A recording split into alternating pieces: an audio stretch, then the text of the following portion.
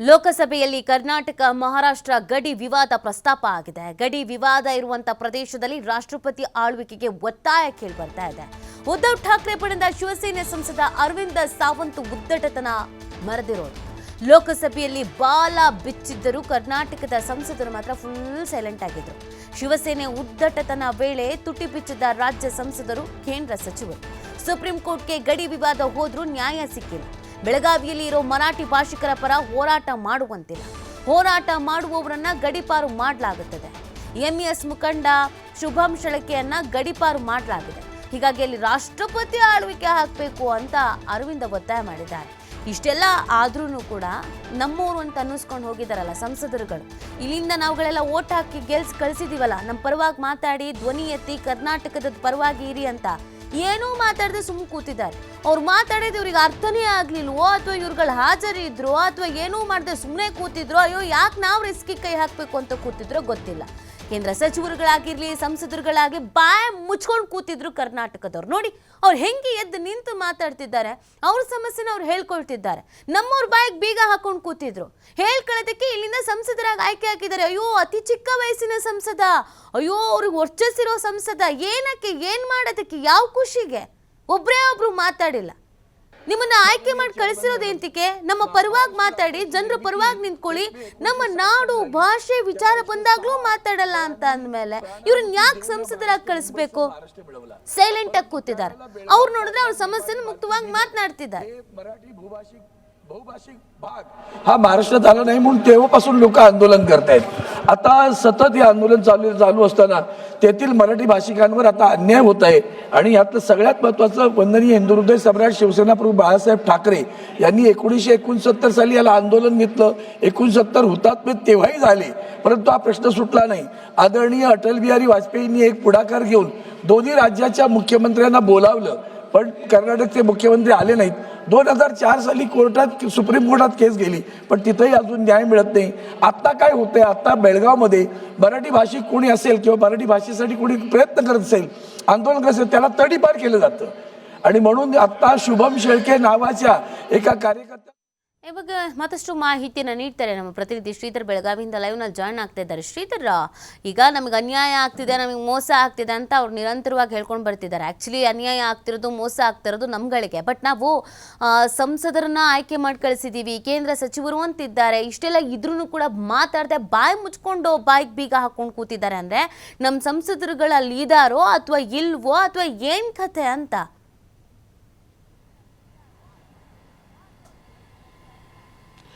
ನೀತಿ ಖಂಡಿತವಾಗಿಯೂ ಕರ್ನಾಟಕ ಮಹಾರಾಷ್ಟ್ರ ಗಡಿ ವಿವಾದ ವಿಚಾರದಲ್ಲಿ ಏನು ಯಾವ ರೀತಿ ಕರ್ನಾಟಕದ ಸಂಸದರು ವರ್ತನೆ ಮಾಡ್ತಾರೆ ಅನ್ನೋದಕ್ಕೆ ಈ ಒಂದು ಘಟನೆ ಸಾಕ್ಷಿ ಅಂತ ಹೇಳ್ಬೋದು. ಪ್ರಮುಖವಾಗಿ ನೀತಿ ಬೆಳಗಾವಿಯಲ್ಲಿ ಪದೇ ಪದೇ ಪುಂಡಾಟ ಮಾಡ್ತಿರ್ತಕ್ಕಂಥ ಎಂಇಎಸ್ ಮುಖಂಡರಾದಂಥ ಶುಭಂ ಶೆಳ್ಕೆಯನ್ನ ಗಡಿಪಾರು ಮಾಡೋದಕ್ಕೆ ಈಗಾಗಲೇ ಏನು ಬೆಳಗಾವಿ ಪೊಲೀಸ್ ಕಮಿಷನರ್ ನೋಟಿಸನ್ನು ಜಾರಿ ಮಾಡಿರ್ತಕ್ಕಂಥದ್ದು. ಈ ಜಾರಿ ಮಾಡಿದ ವಿಚಾರವನ್ನು ಇಟ್ಟುಕೊಂಡು ಮಹಾರಾಷ್ಟ್ರದ ಶಿವಸೇನೆ ಉದ್ಧವ್ ಠಾಕ್ರೆ ಬಣದ ಸಂಸದರಾದಂಥ ಏನು ಅರವಿಂದ್ ಸಾವಂತ್ ಏನಿದ್ದಾರೆ, ನಿನ್ನೆ ಲೋಕಸಭೆಯಲ್ಲಿ ಒಂದು ಗಡಿ ವಿವಾದವನ್ನು ಪ್ರಸ್ತಾಪ ಮಾಡ್ತಾರೆ. ಪ್ರಮುಖವಾಗಿ 1960 ಮೇ 1ರಂದು ಮಹಾರಾಷ್ಟ್ರ ರಾಜ್ಯ ಒಂದು ನಿರ್ಮಾಣ ಆಗಿದೆ.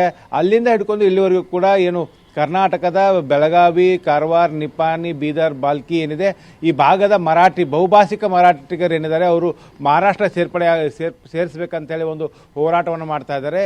ಕರ್ನಾಟಕದಲ್ಲಿ ಈ ಒಂದು ಗಡಿ ಭಾಗದಲ್ಲಿ ಇರ್ತಕ್ಕಂಥ ಈ ಒಂದು ಏನು ಮರಾಠಿ ಭಾಷಿಕರ ಮೇಲೆ ದಬ್ಬಾಳಿಕೆ ಅನ್ಯಾಯ ಆಗ್ತಾ ಇದೆ. ಹಾಗಾಗಿ ಈ ಪ್ರದೇಶಗಳನ್ನು ರಾಷ್ಟ್ರಪತಿ ಆಳ್ವಿಕೆಯನ್ನು ಹೇರಬೇಕು ಅನ್ನೋಂಥ ಒತ್ತಾಯವನ್ನು ಈ ಶಿವಸೇನೆಯ ಸಂಸದ ಒಂದು ಲೋಕಸಭೆಯಲ್ಲಿ ಒಂದು ಉದ್ದಟತನವನ್ನು ಪ್ರದರ್ಶನ ಮಾಡ್ತಾ ಅಂತ ಹೇಳ್ಬೋದು. ಯಾಕಂದರೆ ಈ ಒಂದು ಗಡಿ ವಿವಾದವನ್ನು ಏನು ಪ್ರಮುಖವಾಗಿ ಏನು ಲೋಕಸಭೆಯಲ್ಲಿ ಎತ್ತುವುದಕ್ಕೆ ಏನು ಶುಭಂ ಶೆಳ್ಕೆ ವಿಚಾರವನ್ನು ಮುಂದಿಟ್ಟುಕೊಂಡು ಅಲ್ಲಿ ಹೋರಾಟ ಮಾಡುವಂಥ ಮರಾಠಿ ಏನು ಮುಖಂಡರಿದೆ ಅವರನ್ನು ಗಡಿಪಾರು ಮಾಡೋದು ಕೆಲಸವನ್ನು ಮಾಡಲಾಗ್ತದೆ ಅನ್ನೋಂಥ ವಿಚಾರವನ್ನು ಪ್ರಸ್ತಾಪ ಮಾಡ್ತಾನೆ. ಆದರೆ ಲೋಕಸಭೆಯಲ್ಲಿ ಮಹಾರಾಷ್ಟ್ರದ ಶಿವಸೇನೆಯ ಸಂಸದ ಇಷ್ಟೊಂದು ಉದ್ದಟತನ ಮಾತುಗಳು ಆಡ್ತಾ ಇದ್ರು ಕೂಡ ಈ ಕರ್ನಾಟಕದ ಅವಿಭಾಜ್ಯ ಅಂಗಗಳನ್ನು ಕೇಂದ್ರ ಏನು ಪ್ರಮುಖವಾಗಿ ರಾಷ್ಟ್ರಪತಿ ಆಳ್ವಿಕೆ ಹೇರಬೇಕು ಅನ್ನೋಂಥ ಒಂದು ಒತ್ತಾಯ ಮಾಡಿದ್ರು ಕೂಡ ರಾಜ್ಯದ 28 ಸಂಸದರು ಯಾರೂ ಒಬ್ಬರು ಕೂಡ ಎದ್ದು ನಿಂತು ಧ್ವನಿ ಎತ್ತಲಿಲ್ಲ. ನೀತಿ ಪ್ರಮುಖವಾಗಿ ಹೇಳ್ಬೇಕಂದ್ರೆ ಬಿಜೆಪಿ ಸಂಸದರಿದ್ದಾರೆ, ಬಿಜೆಪಿಯ ಕೇಂದ್ರ ಸಚಿವರಿದ್ದಾರೆ, ರಾಜ್ಯದ ಕಾಂಗ್ರೆಸ್ ಸಂಸದರಿದ್ದಾರೆ, ಜೊತೆಗೆ JDSನಿಂದ ಗೆದ್ದು ಬಂದಂಥವರಿದ್ದಾರೆ. ಇವರೆಲ್ಲರೂ ಇದ್ರೂ ಕೂಡ ನಾಡು ನುಡಿ ವಿಚಾರದಲ್ಲಿ ಏನು ಬದ್ಧತೆ ಪ್ರದರ್ಶನ ಮಾಡಬೇಕಾಗಿತ್ತು, ಈ ಸಂಸದರು ಯಾರೂ ಬದ್ಧತೆ ಪ್ರಶ್ನೆ ಮಾಡಲಿಲ್ಲ. ಇವರೆಲ್ಲರೂ ಕೂಡ ಈ ಒಂದು ಗಡಿ ವಿವಾದ ವಿಚಾರ ಪ್ರಸ್ತಾಪ ಆಗುತ್ತೆ ಅಂತ ಗೊತ್ತಿದ್ರು ಕೂಡ ಸದನಕ್ಕೆ ಗೈರಾಗಿದ್ರು ಅನ್ನೋಂಥ ಪ್ರಶ್ನೆ ಕೂಡ ಇರ್ತಕ್ಕಂಥದ್ದು. ಇವರನ್ನ ಆಯ್ಕೆ ಮಾಡಿ ಕಳಿಸಿದಂಥ ಕನ್ನಡಿಗರೀಗ ಏನು ಈ ಒಂದು ಘಟನೆ ಈ ಒಂದು ಘಟನೆ ಆಗಿದೆ, ಘಟನೆಯಿಂದ ಈ ಕನ್ನಡಿಗರ ನಾಚಿಕೆ ಪಡುವಂಥ ಪರಿಸ್ಥಿತಿ ನಿರ್ಮಾಣ ಆಗಿದೆ. ಯಾಕಂದರೆ ನಾಡು ನುಡಿ ವಿಚಾರ ಬಂದಾಗ ಆಗಿರ್ಬೋದು, ಕರ್ನಾಟಕ ಮಹಾರಾಷ್ಟ್ರ ಗಡಿ ವಿವಾದ ಸಂದರ್ಭದಲ್ಲಿ ಮಹಾರಾಷ್ಟ್ರದಲ್ಲಿ ಶಿವಸೇನೆ ಪುನರ್ ಮಾಡುವಂಥ ಪುಂಡಾಟಿಕೆ, ಬೆಳಗಾವಿಯಲ್ಲಿ MES ಪುನರ್ ಮಾಡುವಂಥ ಪುಂಡಾಟಿಕೆ ವಿಚಾರವಾಗಿ ಈವರೆಗೂ ಕೂಡ ರಾಜ್ಯದ ಒಬ್ಬನೇ ಒಬ್ಬ ಸಂಸದ ಆಗಿರ್ಬೋದು, ರಾಜ್ಯಸಭೆಯಲ್ಲಿ ಆಗಿರ್ಬೋದು, ಎಲ್ಲಿ ಕೂಡ ಇವರು ಧ್ವನಿ ಎತ್ತಿಲ್ಲ. ಇವರು ಮೊದಲ ಬಾರಿಗೆ ಗೆದ್ದು ಬಂದ ಬಳಿಕ ಏನು ಲೋಕಸಭೆಯಲ್ಲಿ ಮತ್ತು ಏನು ರಾಜ್ಯಸಭೆಯಲ್ಲಿ ಕನ್ನಡದಲ್ಲಿ ಮಾತನಾಡಿದ್ದೇವೆ ಅನ್ನುವಂಥ ಆ ಒಂದು ಕ್ರೆಡಿಟನ್ನು ತೆಗೆದುಕೊಳ್ಳುವಂಥದ್ದು, ನಾವು ಕನ್ನಡ ಬಗ್ಗೆ ಪ್ರೇಮ ಇದೆ ಅನ್ನೋಂಥ ಹೆಗ್ಗಳಿಕೆಯನ್ನು ಪಡೆದುಕೊಳ್ಳುವಂಥ ಪ್ರಯತ್ನ ಮಾಡುವಂಥ ನಾವು ಸಂಸದರನ್ನು ನಾವು ನುಡಿದ್ದೇವೆ. ಆದರೆ ನಾಡು ನುಡಿ ವಿಚಾರವಾಗಿ ಈ ಒಂದು ಮಹಾರಾಷ್ಟ್ರದ ಏನು ಸಂಸದ ಎದ್ದು ನಿಂತು ಮಾತಾಡೋಂಥ ಸಂದರ್ಭದಲ್ಲಿ ಕರ್ನಾಟಕದ ಅವಿಭಾಜ್ಯ ಅಂಗಗಳನ್ನು ರಾಷ್ಟ್ರಪತಿ ಆಳ್ವಿಕೆ ಹೇರಬೇಕಂತ ಒತ್ತಾಯ ಮಾಡುವಂಥ ಸಂದರ್ಭದಲ್ಲಿ ಒಬ್ಬನೇ ಒಬ್ಬ ರಾಜ್ಯದ ನಾಯಕ ಎದ್ದು ನಿಲ್ಲ ಅಂತ ಹೇಳ್ಬೋದು. ನೀತಿ ರಾಜ್ಯದ ಏನು ಮಾಜಿ ಮುಖ್ಯಮಂತ್ರಿಗಳು ಕೂಡ ಈಗ ಲೋಕಸಭೆಯಲ್ಲಿದ್ದಾರೆ. ಆ ಮಾಜಿ ಮುಖ್ಯಮಂತ್ರಿಗಳಿದ್ರು ಕೂಡ ಯಾವುದೇ ರೀತಿಯ ಪ್ರಯೋಜನ ಆಗಿಲ್ಲ. ನಾಡು ನುಡಿ ವಿಚಾರದಲ್ಲಿ ಒಂದು ಕಡೆ ಏನಂದರೆ ರಾಜ್ಯದ ಸಂಸದರು ತುಟಿ ಬಿಚ್ಚದೇ ಇರತಕ್ಕಂಥದ್ದು, ಗಪ್ಚುಪ್ಪಾಗಿರ್ತಕ್ಕಂಥದ್ದು ಏನು ಕರ್ನಾಟಕದಲ್ಲಿರ್ತಕ್ಕಂಥ ಕನ್ನಡಿಗರು ಮತ್ತು ಕನ್ನಡ ಪರ ಹೋರಾಟಗಾರರ ಆಕ್ರೋಶಕ್ಕೆ ತೀವ್ರ ಕಾರಣವಾಗಿದೆ ಅಂತಲೇ ಹೇಳ್ಬೋದು.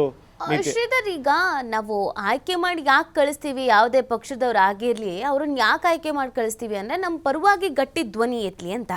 ಅನುದಾನದ ವಿಚಾರ ಬಂತು ಅಂದರೆ ಮಾತಾಡಲ್ಲ, ಭಾಷೆ ವಿಚಾರ ಬಂತು ಅಂತಂದರೆ ಮಾತಾಡಲ್ಲ, ಯಾವಾಗ್ಲೂ ಮಾತಾಡದೆ ಸುಮ್ಮನೆ ಕುತ್ಕೊಳ್ಳೋದೇ. ಆದರೆ ಇವ್ರನ್ನ ಯಾಕೆ ನಾವು ಆಯ್ಕೆ ಮಾಡಿ ಕಳಿಸ್ಬೇಕು, ಯಾಕೆ ಸಂಸದರು ಬೇಕು ಅಂತ ನೀವು ಹೇಳ್ತಾ ಇದ್ರಿ.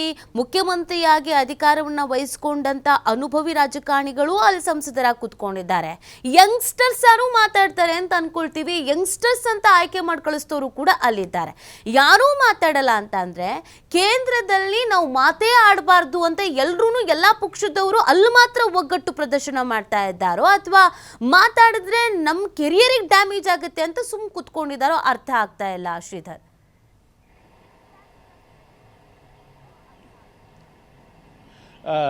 ನೀತಿ ಭಾಳ ಪ್ರಮುಖವಾಗಿ ಕರ್ನಾಟಕ ಮಹಾರಾಷ್ಟ್ರ ಗಡಿ ವಿವಾದ ಏನು ಸುಪ್ರೀಂ ಕೋರ್ಟ್ನಲ್ಲಿದೆ. ಈಗಾಗಲೇ 2004ರಿಂದ ಒಂದು ಸುಪ್ರೀಂ ಕೋರ್ಟ್ನಲ್ಲಿದ್ದರೂ ಕೂಡ ಏನು ಈ ಹಿಂದೆ ಅಟಲ್ ಬಿಹಾರಿ ವಾಜಪೇಯಿ ಅವರು ಪ್ರಧಾನಮಂತ್ರಿ ಇದ್ದಂಥ ಸಂದರ್ಭದಲ್ಲಿ ಕರ್ನಾಟಕ ಮಹಾರಾಷ್ಟ್ರದ ಇಬ್ಬರು ಮುಖ್ಯಮಂತ್ರಿಗಳಿಗೆ ಒಂದು ಆಹ್ವಾನ ಬಂದಿರುತ್ತೆ. ಆಗ ಕರ್ನಾಟಕದ ಮುಖ್ಯಮಂತ್ರಿಗಳು ಬರಲಿಲ್ಲ ಅನ್ನುವಂಥ ವಿಚಾರವನ್ನು ಲೋಕಸಭೆಯಲ್ಲಿ ಸಂಸದದ ಒಂದು ಪ್ರಸ್ತಾಪ ಮಾಡುವಂಥದ್ದು. ನಿರಂತರವಾಗಿ ಕರ್ನಾಟಕದ ಒಂದೇ ಒಂದು ವಾದ ಇರ್ತಕ್ಕಂಥದ್ದು ಏನಂದರೆ, ಪ್ರಮುಖವಾಗಿ ಕರ್ನಾಟಕ ಮಹಾರಾಷ್ಟ್ರ ಗಡಿ ವಿವಾದ ಮುಗಿದು ಹೋಗಿದೆ, ಇದು ಮಹಾಜನ್ ವರದಿ ಅಂತಿಮ ಅನ್ನುವಂಥ ಮಾತನ್ನು ಕೂಡ ಕರ್ನಾಟಕದ ನಾಯಕರು ಪದೇ ಪದೇ ಹೇಳ್ತಾರೆ. ಜೊತೆಗೆ ಏನು ಸುಪ್ರೀಂ ಕೋರ್ಟ್ ವ್ಯಾಪ್ತಿಗೆ ಗಡಿ ವಿವಾದ ಬರೋದಿಲ್ಲ, ಇದೇನಿದ್ರು ಸಂಸತ್ತಿನ ವ್ಯಾಪ್ತಿಗೆ ಬರುತ್ತೆ ಅನ್ನೋಂಥ ವಿಚಾರ ಕೂಡ ಈ ಹಿಂದೆ ಕರ್ನಾಟಕ ನಾಯಕರು ಹೇಳ್ತಾರೆ. ಗಡಿಗಳನ್ನು ಗುರುತಿಸುವಂಥ ಒಂದು ಅಧಿಕಾರ ಸಂಸತ್ತಿಗಿದೆ ಹೊರತಾಗಿ ಅದು ಸುಪ್ರೀಂ ಕೋರ್ಟ್ಗೆ ಇಲ್ಲ ಅನ್ನೋಂಥ ಒಂದು ಹಕ್ಕು ಏನು ಆ ರೀತಿಯ ಒಂದು ವಾದ ಈ ಒಂದು ಕರ್ನಾಟಕದಿದೆ ಸುಪ್ರೀಂ ಕೋರ್ಟ್ ಮುಂದೆ. ಹಾಗಾಗಿ ಸುಪ್ರೀಂ ಕೋರ್ಟ್ನಲ್ಲಿರ್ತಕ್ಕಂಥ ಗಡಿ ವಿವಾದವನ್ನು ಸಂಸತ್ನಲ್ಲಿ ಧ್ವನಿ ಎತ್ತಿದಂಥ ಸಂದರ್ಭದಲ್ಲಿ ಕರ್ನಾಟಕದ ಪರವಾಗಿ ಧ್ವನಿ ಎತ್ತುವಂಥ ಕೆಲಸವನ್ನು ಮಾಡಬೇಕಾಗಿತ್ತು. ಯಾಕಂದರೆ ನಾವು ಕರ್ನಾಟಕದಿಂದ ನೋಡೋದಾದರೆ ನೀತಿ ಬಹಳ ಘಟಾನುಘಟಿ ನಾಯಕರಿದ್ದಾರೆ. ಕೇಂದ್ರ ಸಚಿವರಾದ ಪ್ರಹ್ಲಾದ್ ಜೋಶಿ ಅವರಿದ್ದಾರೆ, ಮಾಜಿ ಮುಖ್ಯಮಂತ್ರಿ ಜಗದೀಶ್ ಶೆಟ್ಟರ್ ಇದ್ದಾರೆ, ಜೊತೆಗೆ ಬಸವರಾಜ ಬೊಮ್ಮಾಯಿ ಅವರಿದ್ದಾರೆ. ಅದರ ಜೊತೆಗೆ ಕಾಂಗ್ರೆಸ್ನಲ್ಲಿ ಕೂಡ ವಿಪಕ್ಷ ನಾಯಕರ ಸ್ಥಾನವನ್ನು ಏನು ರಾಜ್ಯಸಭೆಯಲ್ಲಿ ಇರ್ತಕ್ಕಂಥ ಮಲ್ಲಿಕಾರ್ಜುನ್ ಖರ್ಗೆ ಅವರು ಇರ್ತಕ್ಕಂಥದ್ದು. ಇಂಥ ಘಟಾನುಘಟಿ ನಾಯಕರು ಇದ್ದರೂ ಕೂಡ ನಾಡು ನುಡಿ ವಿಚಾರ ಬಂದಂಥ ಸಂದರ್ಭದಲ್ಲಿ ಯಾರೂ ಕೂಡ ಗಟ್ಟಿಯಾಗಿ ಧ್ವನಿ ಎತ್ತಲಿಲ್ಲ. ಈಗ ರಾಜ್ಯದ ಸಂಸದರಾಗಿರ್ಬೋದು, ಜೊತೆಗೆ ರಾಜ್ಯಸಭಾ ಸಂಸದರಾಗಿರ್ಬೋದು, ಎಲ್ಲಿ ಕೂಡ ನಾಡು ನುಡಿ ವಿಚಾರವಾಗಿ ಗಟ್ಟಿತನ ಪ್ರಶ್ನೆ ಮಾಡಬೇಕು, ಆ ಪ್ರಶ್ನೆ ಮಾಡಲಿಲ್ಲ ಅನ್ನೋಂಥದ್ದು ಇಲ್ಲಿ ಭಾಳ ಸ್ಪಷ್ಟವಾಗಿ ಗೊತ್ತಾಗುತ್ತೆ ನೀತಿ. ಯಾಕಂದರೆ ಲೋಕಸಭೆಯಲ್ಲಿ ಗಡಿ ವಿವಾದ ಪ್ರಸ್ತಾಪ ಆಗುವಂಥ ವಿಚಾರ ಕೂಡ ಅಲ್ಲಿ ಆ ಒಂದು ಸಂದರ್ಭದಲ್ಲಿ ರಾಜ್ಯದ ಸಂಸದರು ಕೂಡ ಆ ಒಂದು ಸದನದಲ್ಲಿ ಇದ್ರಾ ಅಥವಾ ಗೈರಾಗಿದ್ರ ಅನ್ನೋಂಥದ್ದು ಕೂಡ ಈಗ ಕುತೂಹಲ ಕೇಳಿಸಿರ್ತಕ್ಕಂಥದ್ದು. ಯಾಕಂದರೆ ಇದೇ ವಕ್ಫ್ ವಿಚಾರದಲ್ಲಿ ರಾಜ್ಯದ ಸಂಸದರು ಎದ್ದು ನಿಂತು ಮಾತನಾಡುವಂಥ ಏನು ಲೋಕಸಭೆಯಲ್ಲಿ ತಮ್ಮ ಮಾತುಗಳನ್ನು ಹಕ್ಕೊತ್ತಾಯ ಮಾಡಿರ್ತಕ್ಕಂಥ ವಿಚಾರಗಳನ್ನು ತಮ್ಮ ಸೋಷಿಯಲ್ ಮೀಡಿಯಾಗಳಲ್ಲಿ ಅವರು ಪೋಸ್ಟ್ ಮಾಡ್ಕೋತಾರೆ. ಆದರೆ ಇದೇ ಗಡಿ ವಿವಾದ ವಿಚಾರ ಬಂದಂಥ ಸಂದರ್ಭದಲ್ಲಿ ಕನ್ನಡತನಕ್ಕಾಗಿ, ನಾಡು ನುಡಿ ಜಲಕ್ಕಾಗಿ ಗಟ್ಟಿತನ ಪ್ರದರ್ಶನ ಮಾಡಿದಂಥ ಪ್ರದರ್ಶನ ಮಾಡುವಂಥ ಕೆಲಸವನ್ನು ಯಾವೊಬ್ಬ ನಾಯಕರು ಮಾಡದೇ ಇರತಕ್ಕಂಥದ್ದು ಎಲ್ಲ ಒಂದು ಕಡೆ ಕನ್ನಡಿಗರ ಆಕ್ರೋಶಕ್ಕೆ ಎಡೆ ಮಾಡಿಕೊಟ್ಟಿದೆ ನೀತಿ. ಥ್ಯಾಂಕ್ ಯು ಶ್ರೀಧರ್, ತಮ್ಮ ಡೀಟೇಲ್ಸ್ಗಾಗಿ. बातकी बिदर हा जो भूभाग आहे त्याच्यावर राष्ट्रपती राजवट लावावी आणि तेथूनच्या मराठी भाषिकांना